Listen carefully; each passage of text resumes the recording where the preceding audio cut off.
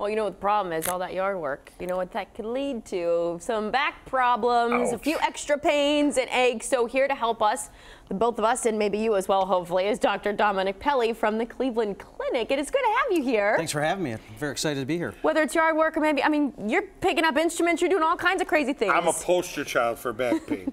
And it's because we bend wrong, I guess. I mean, when you bend over like this and lift, or even pulling weeds, you know, you ever watch golfers? Problems. You ever see golfers when they go to pick up the ball, they always extend one leg and bend this way, so their whole body goes. So that's better, right? It's supposedly. It's good not to stress your back. You know, we say bend with the knees, right? Bend down with the knees and pick up. Keep your back straight, core strong. So that's all important in helping with some back pain. So. But a lot of people, I mean, 80% of Americans will experience this at some point in their lives. Yeah, when I hear a number like 80%, I say everybody has back pain, right? So everybody will have some sort of back pain in their life. The good news is that most often it just kind of goes away, right? So you have backache for a few days. Maybe you're out in the yard, it's summertime, you're pulling weeds, and then it gets better, okay? So that's really not an alarming type of back pain. Most of the time, that's not something that needs treatment or surgical procedure, and we're lucky in that regard.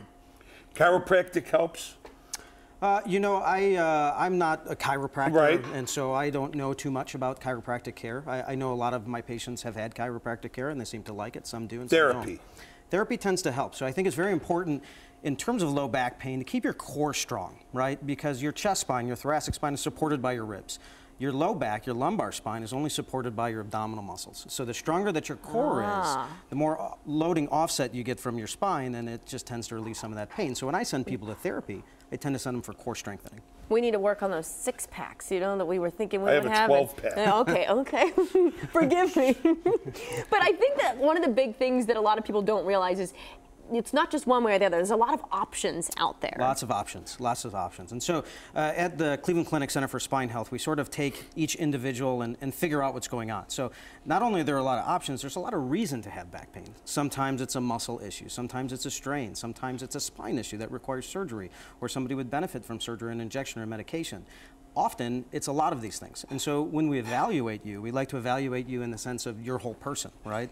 How are you feeling about this pain? How has it affected your life? If you can't perform anymore, it's probably a pretty big deal for you, right? We need to address that in the office. And perhaps, depending on how severe it is, it depends on how much treatment we need to undergo. Wow.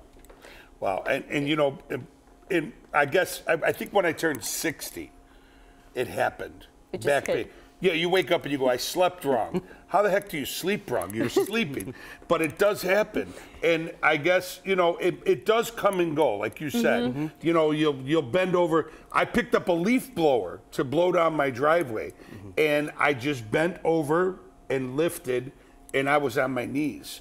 But in a day or so, it goes away. Analgesics, I guess, right, help? Like ibuprofen or Tylenol, those kind of things? Yeah, I mean, check with your primary care doctor regarding what medicines you can and can't take. But I usually start there, right? Little therapy, a little bit of anti-inflammatory medication, try to get people over this acute phase. Oftentimes when we get them through this, it goes away, it doesn't come back. So working your core, definitely important. What, I mean, is there anything else that people can do to really try to prevent these things from even becoming an issue?